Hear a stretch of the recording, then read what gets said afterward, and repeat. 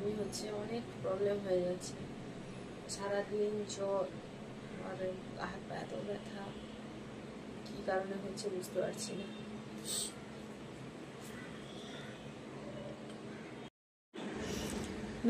সোমবার থেকে ওর পরীক্ষা আবার শুরু হচ্ছে, তাই ও স্কুল থেকে এসে খেয়ে দিয়ে পড়তে বসেছে।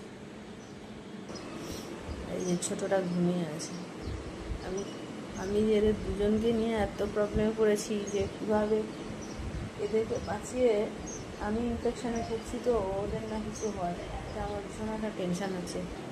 আর আজকে বাইরে সারাটা দিন আজকে বৃষ্টি হচ্ছে, আচমকা এই ঋতু পরিবর্তন, আর আজকে এত বৃষ্টি, সে রাস্তা পুরো জলে থই থই করছে।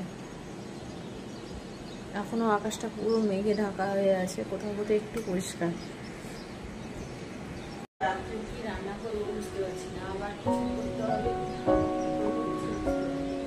সমস্যা তো ওকে কিছুই খেতে